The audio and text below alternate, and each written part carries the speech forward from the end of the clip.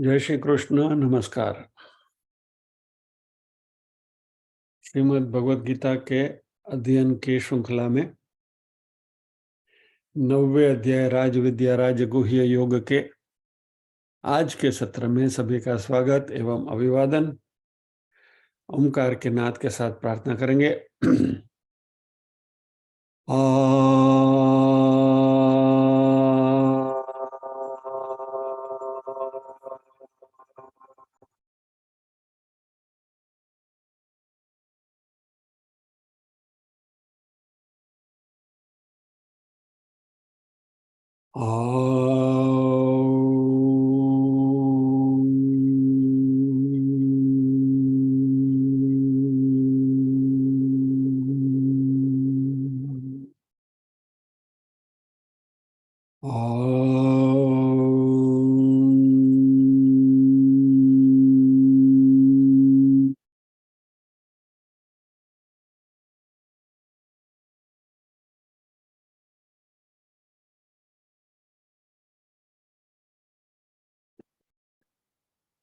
वक्रतुंड महाकाय सूर्यकोटि समप्रभ निर्विघ्नं कुरु मे देव सर्वकार्येषु सर्वदा।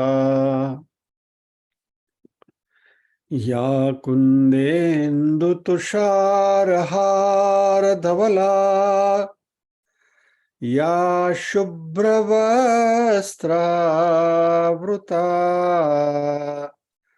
या वीणा वरदण्डमण्डितकरा या श्वेतपद्मासना या ब्रह्माच्युतशङ्कर प्रभृतिभिर्देवैः सदा वन्दिता सा मां पातु सरस्वती भगवती निःशेषजाड्यापहा। वसुदेवसुतं देवं कंसचाणूरमर्दनं देवकी परमानन्दं कृष्णं वन्दे जगद्गुरुम्। ॐ सहना भवतु सहनौ भुनक्तु सह वीर्यं करवावहै तेजस्विनावधितमस्तु मा विद्विषावहै। ॐ शान्ति शान्ति शान्तिः। यत्र योगेश्वर कृष्णो यत्र पार्थो धनुर्धरः तत्र श्रीर्विजयो भूतिर्ध्रुवा नीतिर्मतिर्मम।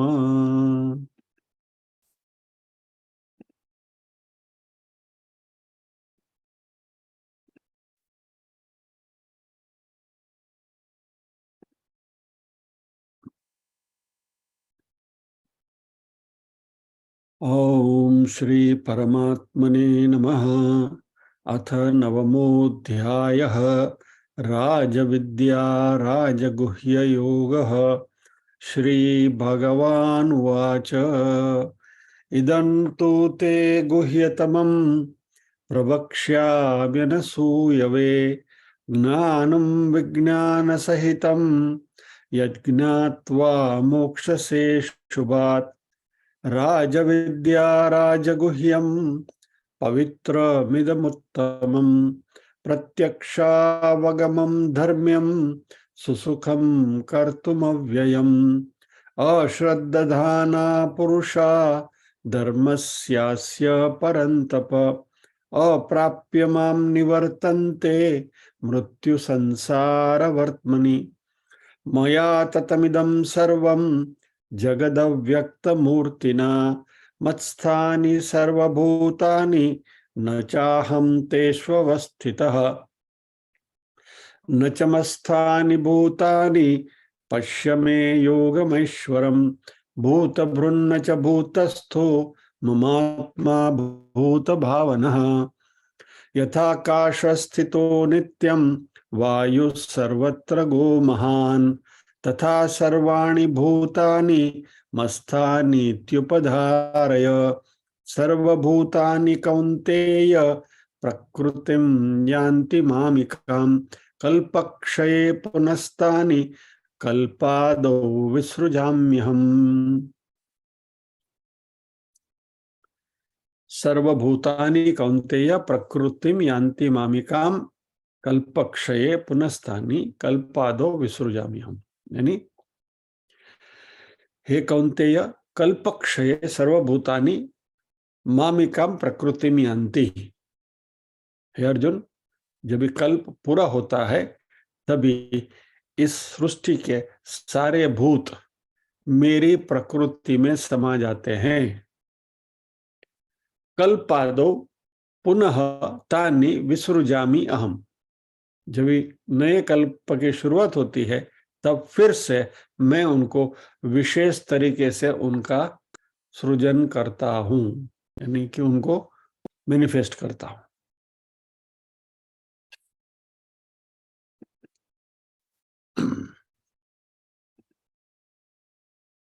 अभी हमने देखा कि भगवान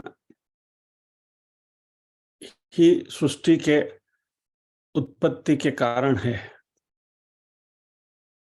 और भगवान का स्वरूप जो है वह सच्चिदानंद स्वरूप है।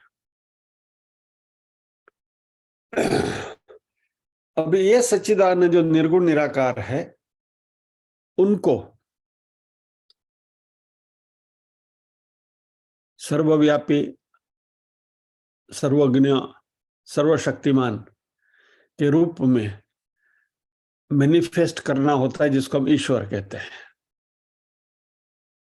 अभी ये जो गुण उन्होंने धारण किए, यह हमारी दृष्टि से उन्होंने धारण किए। जीव इस तरीके से देखते हैं ईश्वर को कि भाई ईश्वर सर्वव्यापी है, ईश्वर सर्वगुण संपन्न है, ईश्वर सर्वज्ञ है, वगैरह वगैरह।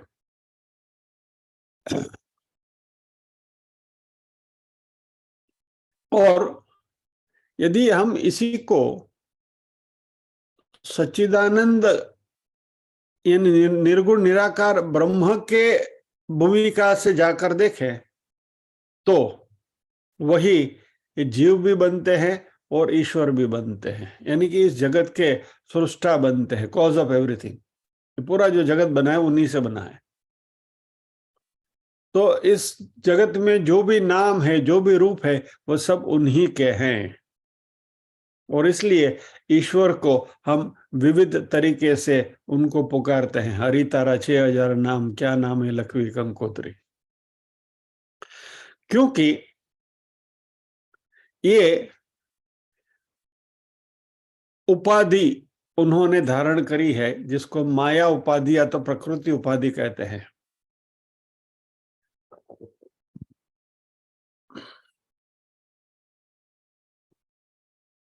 आगे बढ़ने से पहले इस उपाधि को थोड़ा समझ लें। उपाधि यानी, मान लीजिए कि हमारे दिलीप भाई हैं, वो चार्टर्ड अकाउंटेंट बन गए तो उनकी उपाधि हो गई चार्टर्ड अकाउंटेंट। जयेश भाई हैं तो इंजीनियर बन गए तो उनकी उपाधि इंजीनियर बन गई। आप में से जो यहाँ महिलाएं बैठी हैं तो वो गृहिणी है तो गृहिणी की उपाधि बन गई। चलो और जनरलाइज करते हैं, एक ही व्यक्ति की बात करें ना, कि भाई अभी मैं घर में हूं तो जब भी मेरे बेटे के सामने खड़ा रहता हूं तो मुझे पिता की उपाधि लगती है। बहू के सामने खड़ा रहता हूं तो मुझे ससुर की उपाधि लगती है। पोते के सामने खड़ा हो तो दादा की उपाधि लगती है। बीवी के सामने खड़ा रहता हूं तो एक और खास उपाधि लगती है। This is special thing. वो हमारे घर में ये स्टैंडर्ड डायलॉग है। તમે આટલા મોટા કેમિકલ એન્જિનિયર થયા પણ તમારામાં આટલી કોમન સેન્સ ન આવી। ये स्टैंडर्ड डायलॉग है, सभी के घर में होता होगा, बराबर है। अनिल जी बुंडी हिला रहे, दिलीप भाई भी तुम सब कर रहे। એટલે बीवी के सामने खड़े रहो तो स्टैंडर्ड उपाधि जगत के सारे पतियों के एक ही उपाधि मिलती है और वो है अकल मठानी।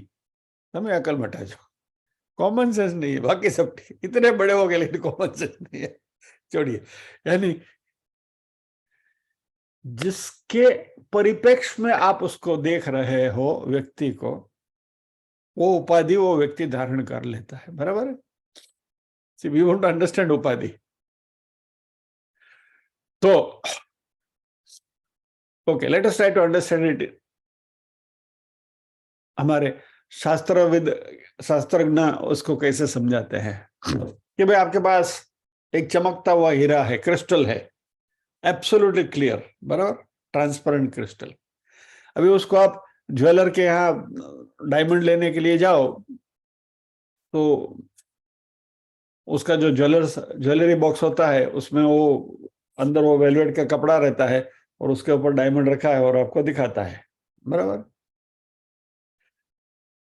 तो वेलवेट का कपड़ा जो जिस कलर का है वो कलर का डायमंड दिखेगा। लाल कपड़ा है तो डायमंड लाल दिखेगा, पीला कपड़ा है तो डायमंड पीला दिखेगा, और मैजेंटा कलर है तो डायमंड भी मैजेंटा कलर का दिखेगा।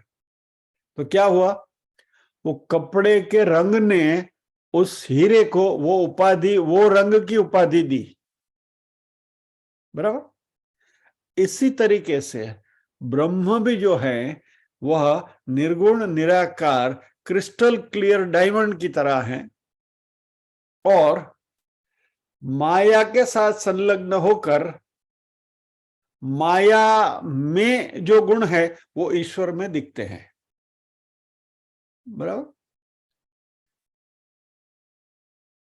तो यह सृष्टि का जो सृजन परमात्मा करते हैं तो वह इस माया उपाधि या तो प्रकृति की उपाधि से करते हैं। अभी लास्ट टाइम हमने देखा था प्रकृति और माया में क्या अंतर है। भगवत गीता में ही भगवान ने कहा है, दैवी ऐसा गुणमयी मम माया दुरत्यया मामेव प्रपद्यन्ते माया में काम तरंती थे। तो ये मेरी ही माया है, त्रिगुणात्मक माया है।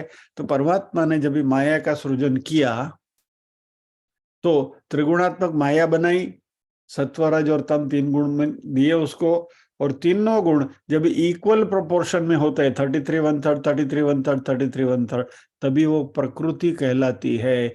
और इस प्रकृति में कोई भी स्खलन हुआ, सत्व थोड़ा बड़ा, रज बड़ा, तम बड़ा, कोई ये जो भी उसमें फर्क आने लगा तब वो माया कहलाती है। बस प्रकृति और माया में इतना फर्क है, बेसिकली बोथ आर सेम। तो जब कृष्ण कहते हैं, अभी यहां जो कृष्ण कहते हैं वो ईश्वर के रूप में कहते हैं, मत्स्थानी सर्वभूतानी, यानी ये सब मेरे में समाये हुए हैं।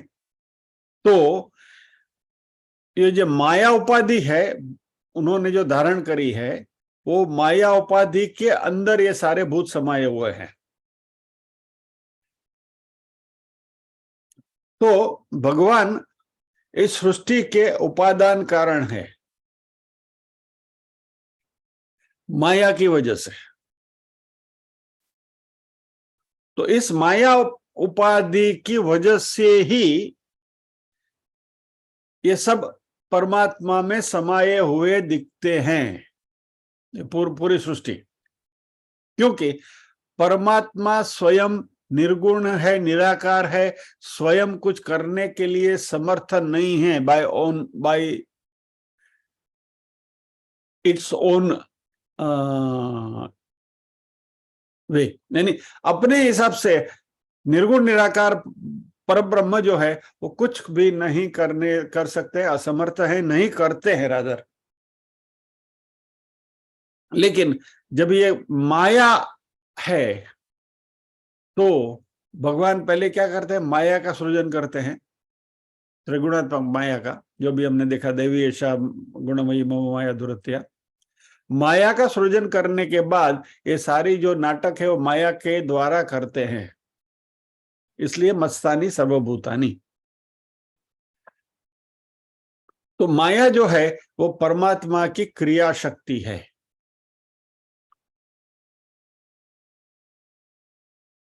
तो इस माया के अंदर ही सब समा जाते हैं और इसी माया से सब प्रकट होते हैं। यानी we can think of Maya as a deep freezer. Brahma ji का दिन पूरा, कल्प पूरा हो गया तो सबको उठा के ये माया रूपी डीप फ्रीज में डाल देते हैं, और ब्रह्मा जी का जब नया दिन शुरू होता है तभी डीप फ्रीज में से निकाल के सामने रख देते हैं। That is how we can describe it simply. तो इससे हमारे मन में प्रश्न आएगा कि क्या भगवान और माया दो अलग अलग हैं क्या? अभी हमें तो मालूम है कि ब्रह्म के अलावा कुछ है ही नहीं, क्योंकि वो अद्वैत है, नॉन ड्यूअल है, बराबर।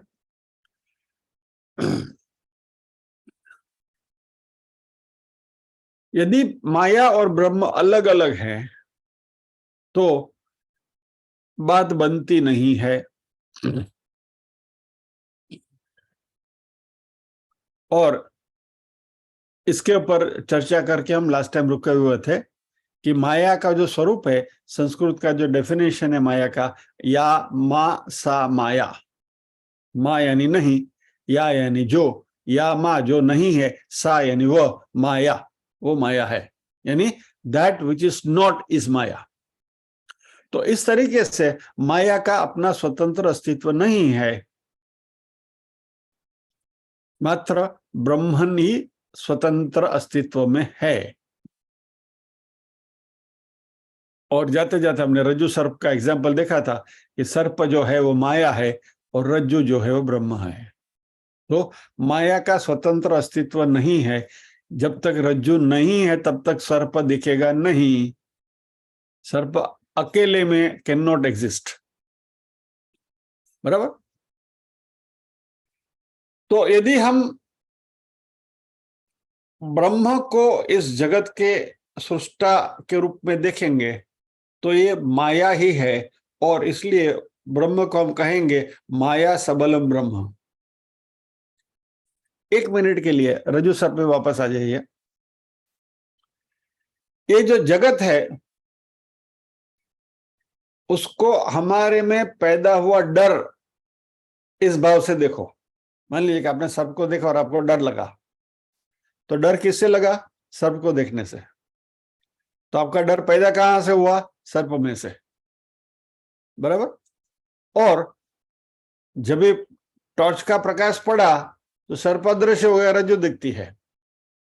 तो डर आपका कहां समा गया? वही सर्प में। सर्प था तब तक डर था, सर्प गुल हो गया, डर गुल हो गया। ऐसे सृष्टि माया से उत्पन्न होती है और सृष्टि माया में समा जाती है।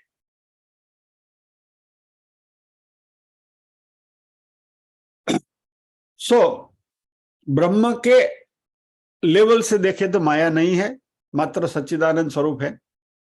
माया का स्वतंत्र अस्तित्व नहीं है, माया मिथ्या है।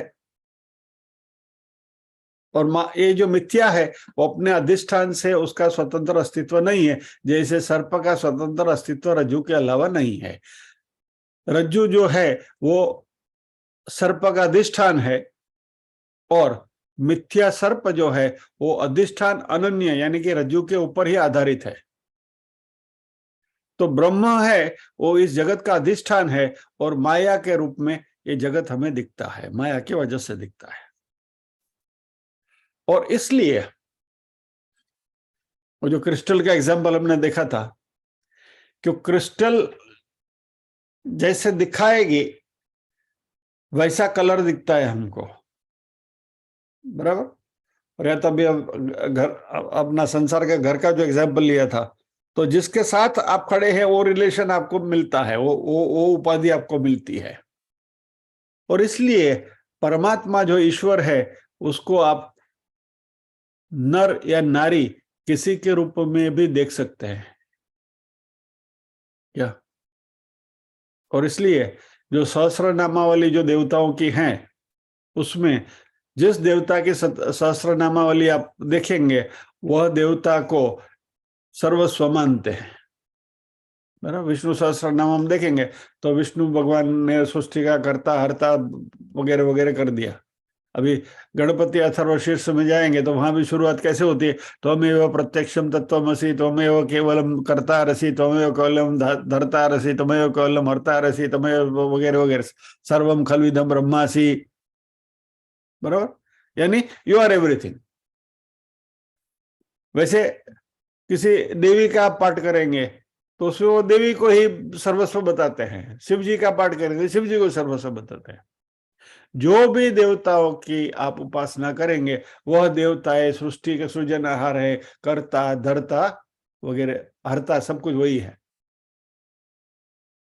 तो they are all nothing but different names and forms of the same Brahma.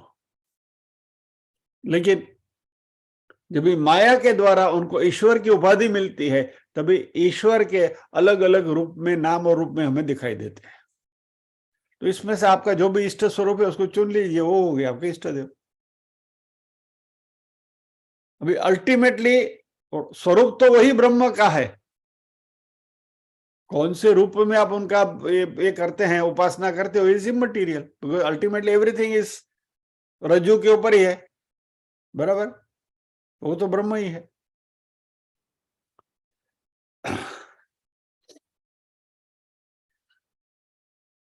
तो अभी यहां ईश्वर और उसकी माया शक्ति, और ये दोनों बिल्कुल अविभाज्य हैं। कैसे? अग्नि में जैसे दाहक गुण है, अग्नि और दाहक गुण you can not separate them, it's an integral part of it. Similarly Maya जो है वह ब्रह्म की कर्तृत्व शक्ति है, क्रिया शक्ति है, और वो अलग नहीं है ब्रह्म से, तो ब्रह्म की ही शक्ति है। जैसे दाहकता अग्नि की शक्ति है, वैसे ही ये माया जो है वो ब्रह्म की क्रिया शक्ति है।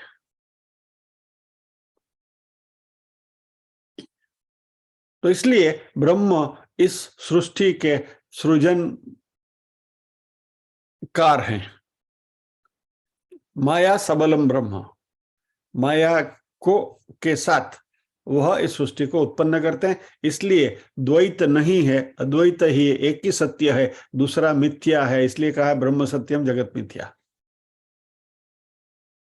और सत्य प्लस मिथ्या है सत्य ओनली, मिथ्या का स्वतंत्र अस्तित्व नहीं है। ओके, मान लीजिए कि आप आईने के सामने खड़े हैं, बराबर, तो आपको दो दिखाई दे रहे हैं, एक आप स्वयं और एक दूसरा आपका प्रतिबिंब। तो दो सर दिखाई देते हैं, चार आंखें दिखाई देते हैं, दो हमारी दो प्रतिबिंब की, बराबर, वगैरह वगैरह, जो जो हमारा जो है सब डबल दिखता है। लेकिन हमें मालूम है कि ये दो अलग नहीं है, क्योंकि हम एक ही हैं, मिरर के सामने खड़े हैं, बराबर। तो हम जो हैं वो रियल हैं, अंदर जो प्रतिबिंब दिखता है वो मिथ्या है, राइट। सो वहां 1 + 1 डज नॉट मेक 2, एक ही रहता है।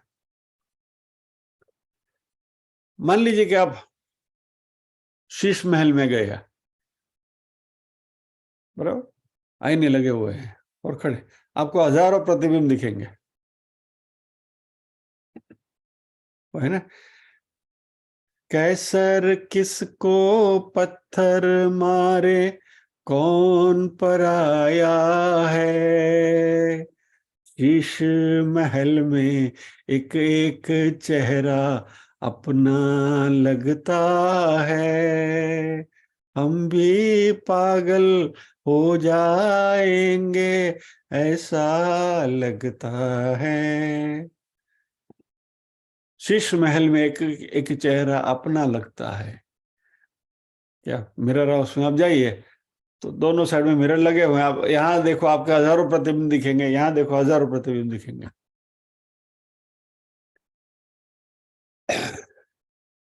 इसी तरह ये सृष्टि भी वही ब्रह्म को वही ईश्वर को प्रतिबिंबित करती है। लेकिन ये दो एनालॉजी में फर्क एक है, हम जो खड़े हैं उसमें जो सारे के सारे प्रतिबिंब है वो एक ही हमारे ही हैं। आप ब्लैक ड्रेस पहन कर आए हैं तो आपके सारे प्रतिबिंब ब्लैक ही दिखेंगे।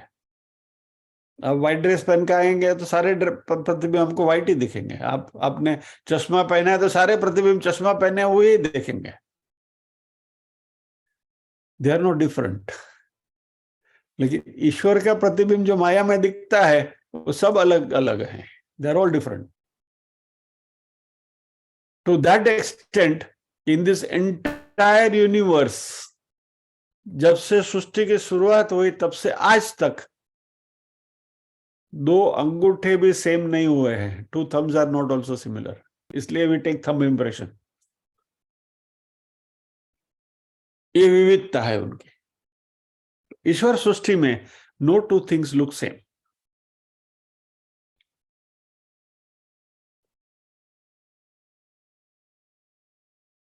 दस बार बाल्टी आपने रखी है बाहर कंपाउंड में और उसमें सूर्य का प्रतिबिंब पड़ता है, बराबर।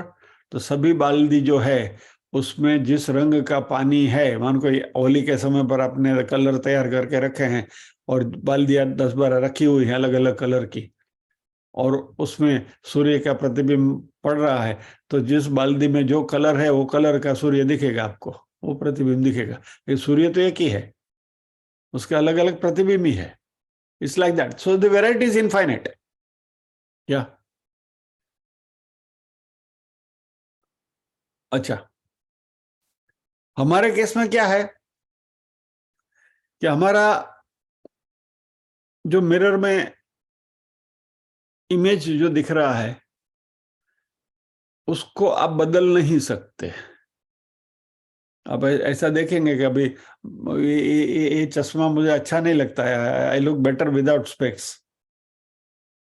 आप चश्मा उतारोगे तो ही वो मिरर में चश्मा उतरेगा, नहीं तो मिरर में अकेले में आप चश्मा उतार नहीं सकते। You can not make any change in your image there. लेकिन उसमें भ्रांति हो सकती है। मान लीजिए उपाधि जिसको हम कहते हैं, यू नो, मिरर हाउस दूसरा भी होता है जिसमें कॉनकेव मिरर लगे हुए रहते हैं, कॉन्वेक्स मिरर लगे हुए रहते हैं, बराबर। तो कॉनकेव मिरर के सामने आप खड़े हो जाएंगे तो आप मोटे दिखेंगे। कॉन्वेक्स मिरर के सामने आप खड़े हो जाएंगे तो दुबले पतले, लंबे दुबले पतले दिखेंगे। हम अपना इमेज देखकर वो हंसते हैं ना अपने आप के ऊपर। क्या? अभी हमें मालूम है कि सारे जो इमेजेस दिख रहे हैं वो मिथ्या है। क्या? इसमें वहां देखने से हमारे में कोई बदलाव नहीं आता है। यदि ऐसा रियली में होता तो जिसको वेट लॉस करना है वो तो कॉन्वेक्स मिरर के सामने जाके पतला दिख होके दिखे, अरे वेट लॉस हो गया। नहीं, वो खाली वहां है, भ्रांति है, जाके देख कर आओ। और कोई दुबला पतला स्किनी लड़का है, उसको थोड़ा वजन बढ़ाना है 5-10 किलो, कॉन्वेक्स मिरर के सामने खड़ा हो गया, थोड़ा पहलवान हो गया। नहीं होता है, it is just an image. क्या? तो ये सब मिथ्या है।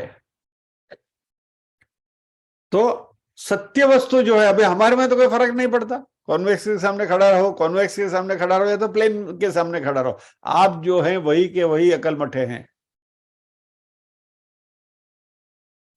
सो नाम रूप बदलते हैं, वस्तु नहीं बदलती।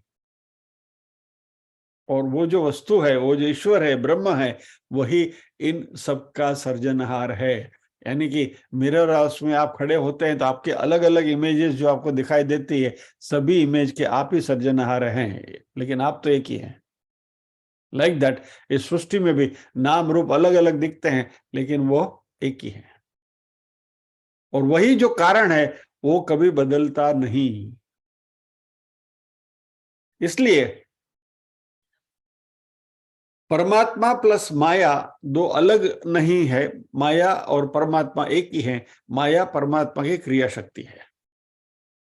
और फ्रॉम दिस पॉइंट भगवान कहते हैं कि ये सब मेरे में समा जाते हैं।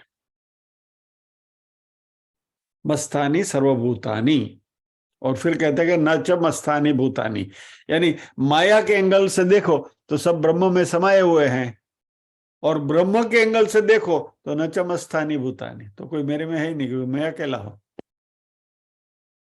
कल्पक्षये सर्वभूतानि मामिकाम प्रकृति में आंती, या तो मामिकाम माया में आंती, मेरी माया में समा जाते हैं, और at the end of the कल वापस प्रकृति से प्रकट होते हैं।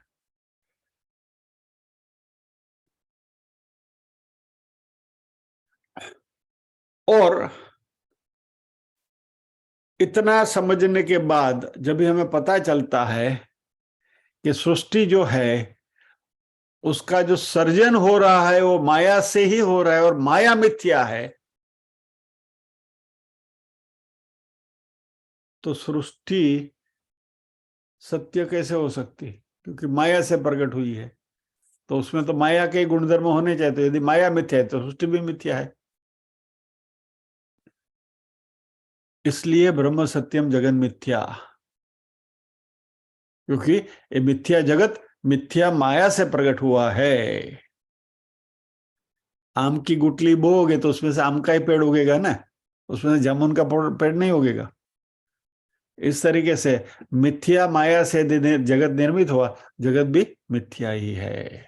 लेकिन ब्रह्म अपने आप में कोई बदलाव नहीं होता, it does not undergo any change.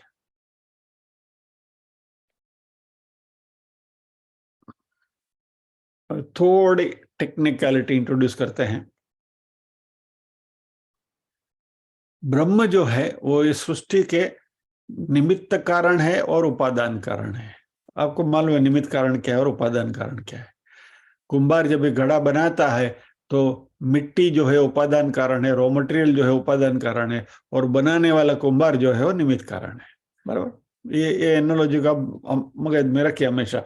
निमित्त कारण उपादान कारण जब भी आया तभी, खाली फर्क इतना है कि कुंभार के केस में उपादान मिट्टी अलग है, कुंभार अलग है, यानी निमित्त कारण और उपादान कारण दोनों अलग अलग है। ईश्वर के केस में निमित्त और उपादान कारण वही है, इसलिए उसको हम अभिन्न निमित्तोपादान कारण कहते हैं। दोनों अलग अलग नहीं, वही उपादान है और वही निमित्त है, वही मिट्टी बन जाते हैं, वही कुंभार बन जाते हैं, और वही घड़े रूपी सृष्टि का सृजन करते हैं। बराबर, तो ये निमित्त कारण और उपादान कारण। अभी ये उपादान कारण, जो उपादान जो है उसमें यदि बदलाव होता है, बदलाव यदि नहीं होता तो उसको विवर्त उपादान कारण कहते हैं, और बदलाव होता है तो उसको परिणामी उपादान कारण कहते हैं।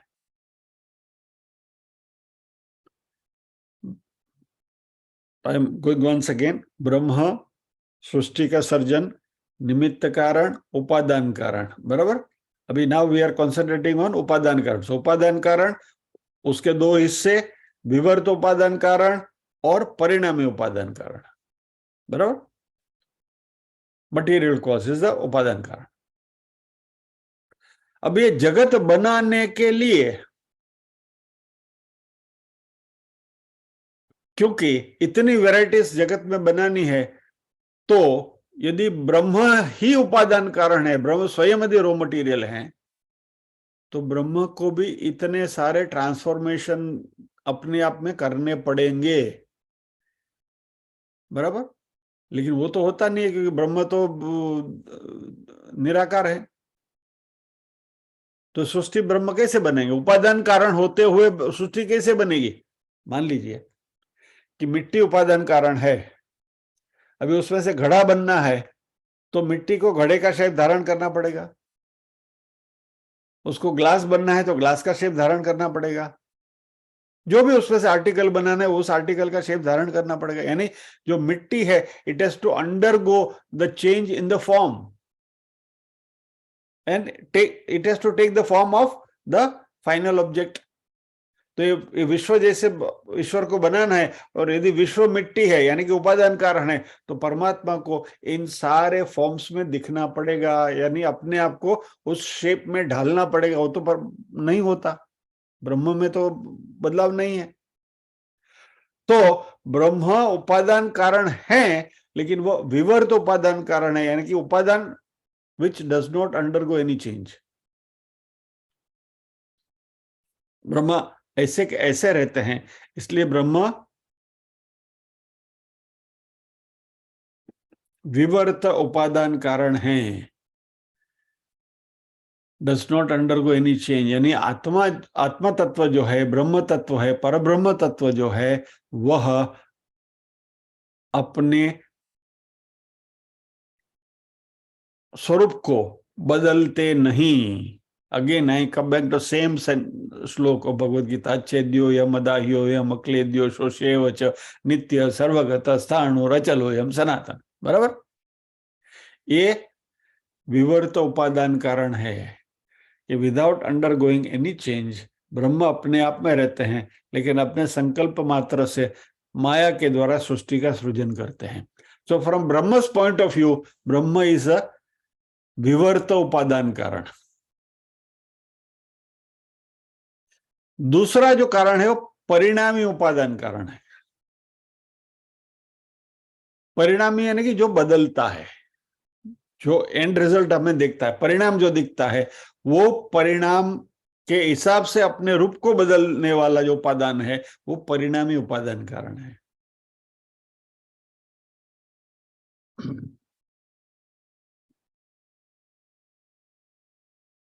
तो ब्रह्म जो है वो विवर्त उपादान कारण है, लेकिन बदलाव जो होता है वो माया की वजह से होता है, इसलिए माया है वो परिणामी उपादान कारण है।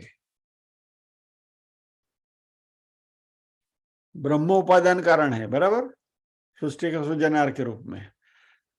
ब्रह्म स्वयं बदल नहीं सकते, इसलिए ब्रह्म अपनी जगह पर ऐसे के ऐसे रहते, विवर्त उपादान कारण। लेकिन ब्रह्म ने इसका एक तोड़गा निकाला और ब्रह्म ने क्या किया, अपने में से माया का सृजन किया, त्रिगुणात्मक माया बनाई, उस माया को बोला अभी तुम खेल करो। तो ब्रह्म, वो जो माया जो है वह परिणामी उपादान कारण बनी इस जगत के। तो ब्रह्म उपादान कारण रहते हुए विवर्त उपादान कारण भी हैं और परिणामी उपादान कारण भी हैं।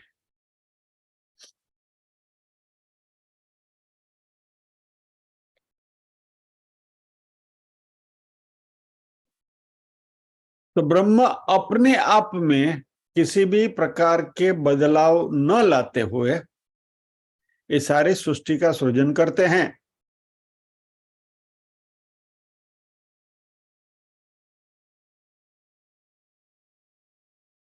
ऐसे ही रज्जु सर्प में आप जाएंगे, रज्जु जो है ना, वह भय का विवर्त उपादान कारण है,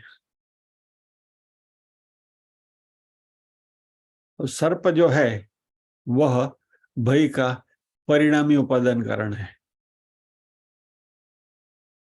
होप यू अंडरस्टैंड दिस और यू कैन अप्रिशिएट दिस। भय पैदा कहां से हुआ? डोरी से नहीं होता है। भय होता है सर्प की भ्रांति से, जो माया है। सर्प की भ्रांति से भय पैदा होता है। तो रज्जु जो है, डोरी जो है, वह भय पैदा नहीं करता, लेकिन भय, रज्जु है तो भय पैदा होता है। सर्प बना और फिर भय हुआ। तो रज्जु जो है वह विवर्त उपादान कारण हुई और सर्प जो है वह परिणामी उपादान कारण बना।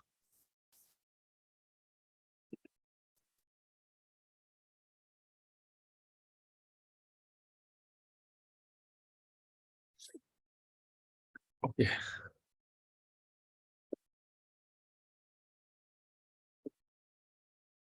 चलिए थोड़ा मांडू के उपनिषद में चलते हैं। आपको स्वप्न आता है, बराबर? तो जब तक आपके अंदर चैतन्य है तब तक ये स्वप्न आना पॉसिबल है ना। मरी गया પછી હું આવવાનું? कहीं नहीं। यानी जब तक जिंदा है तब तक ही आप सपना देख सकते हैं ना। तो आपका जो चैतन्य है that makes the dream possible, right? So जो ड्रीमर है, जो सपना देखने वाला है, उसके लिए चैतन्य है वह विवर्त उपादान कारण है। स्वप्न अलग अलग आ सकते हैं, कई प्रकार के स्वप्न आ सकते हैं, रंग बेरंगी रंगीन स्वप्न आ सकते हैं, जैसे मोहनलाल मास्टर के स्वप्न की बात हमने करी थी, बराबर। लेकिन स्वप्न देखने वाला मोहनलाल मास्टर तो एक ही है, वही सेम चैतन्य है, लेकिन स्वप्न अलग अलग देख सकता है, बराबर। स्वप्न में भी बहुत सारी चीजें आप देख सकते हैं, लेकिन देखने वाला एक ही है। सो स्वप्न का विवर्त उपादान कारण यानी कि स्वप्न को बनाने वाला रॉ मटेरियल कौन है? वही मोहनलाल ही है, लेकिन वो मोहनलाल का चैतन्य है, स्वप्न का विवर्त उपादान कारण। और इस स्वप्न का परिणामी उपादान कारण क्या है? उसकी मेमोरी, उसका मन। स्वप्न जो है वो मन से अलग अलग प्रकार के स्वप्न बनाता है मन। तो उपादान कारण हुआ बनाने वाला, बराबर, रॉ मटेरियल, स्वप्न का रॉ मटेरियल चैतन्य है, लेकिन वो विवर्त उपादान कारण है। और मन जो है वह उसी स्वप्न का परिणामी उपादान कारण है।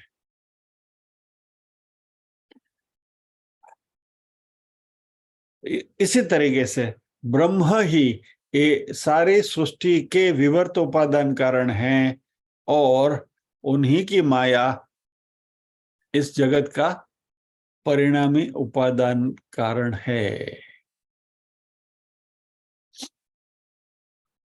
सो भगवान इस श्लोक में कहते हैं कि सर्वभूतानि कौन्तेय प्रकृतिम यान्ति मामिकाम।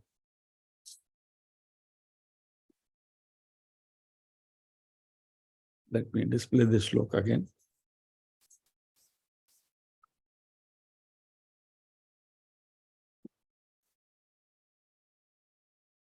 सर्वभूतानि कौन्तेय प्रकृतिम यान्ति मामिकाम कल्पक्षय पुनस्तानि कल्पादो विसृजाम्यहम्।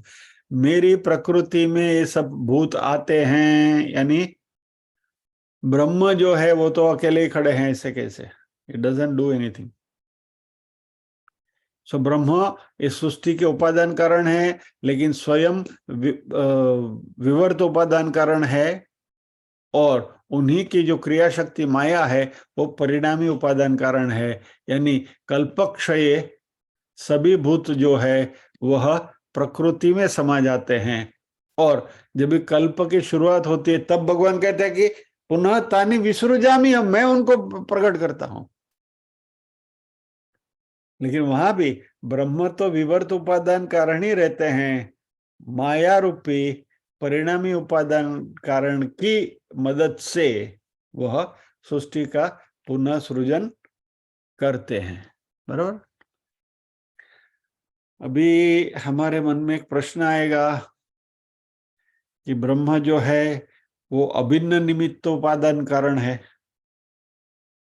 तो यहां जो हमने बात करी उपादान कारण की करी, मिट्टी की बात करी, बराबर। Let us go back to the same metaphor. कुंभार घड़ा बनाता है, तो घड़ा बनाने के लिए मिट्टी भी चाहिए और कुंभार भी चाहिए। You need the raw material and you also need a person who will make it. बनाने वाला भी चाहिए। सो रॉ मटेरियल जो है उपादान कारण है, बनाने वाला जो है निमित्त कारण है। और ब्रह्म को हम कहते हैं कि वो अभिन्न निमित्त उपादान कारण है, क्योंकि सृष्टि ब्रह्म में से ही निकली, ब्रह्म ने ही बनाई। Best example is spider. करोड़ियों जैसे वो जब भी अपना जाल बनाता है तो अपने ही लार से वो निकाल के पूरी जाल बनाता है और फिर खा जाता है। Similar thing is happening here, यानी रॉ मटेरियल जो है वो स्पाइडर के अंदर से ही निकलता है, और वो जाल बुनने वाला भी स्पाइडर ही है। वही अभिन्न निमित्त उपादान कारण स्पाइडर का बेस्ट एग्जांपल है। वो अलग नहीं है, अपने में से ही वो लार निकाल के जाल बनाता है, और खुद बनाने वाला भी वही है। इसी तरह ब्रह्म भी अपने में से रॉ मटेरियल निकालते हैं, यह उपादान कारण है, विवर्त उपादान कारण और निमित्त उपादान कारण, अभी हमने देख लिया। सॉरी,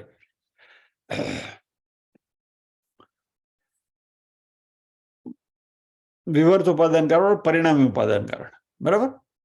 नाउ तो भगवान यह कहते हैं कि सर्वभूतानि कौन्तेय प्रकृति में अंति मामे काम, यानी कि जब ये कल्प का क्षय होता है, ब्रह्मा जी का दिन पूरा होता है, सब ये सब भूत आकर मेरी प्रकृति में समा जाते हैं। कल्पादौ, कल्प की शुरुआत में पुनः तानी विसृजामि अहम, कल्प की शुरुआत में तो मैं उनका सृजन करता हूं। ठीक है, समझ लिया कि उनकी क्रिया शक्ति है, माया है, उसमें से प्रकट होती है, फाइन। तो ये तो that takes care of only उपादान कारण, बराबर। यानी ये तो खाली आपने बात करी मिट्टी की, लेकिन बनाना तो घड़ा है ना, तो घड़े के लिए कुंभार भी चाहिए ना। तो उपादान कारण की तो क्लैरिटी हो गई, निमित्त कारण का क्या? भगवान कहते कि उसके लिए तो अगले शनिवार आना पड़ेगा, अगले श्लोक में। यहाँ उपादान कारण की बात करी, 8वें श्लोक में भगवान निमित्त कारण की बात करेंगे। So for that we will pause here today. आज हम यहीं रुकेंगे, प्रार्थना करेंगे।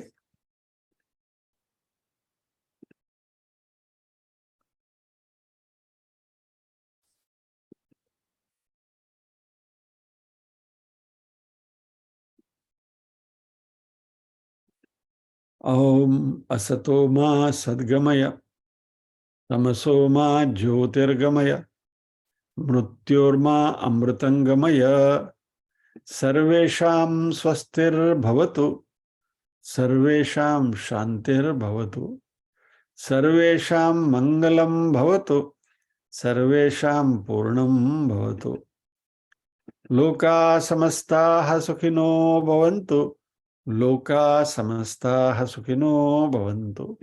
नाहं कर्ता हरिः कर्ता, हरिः कर्ता हि केवलम्।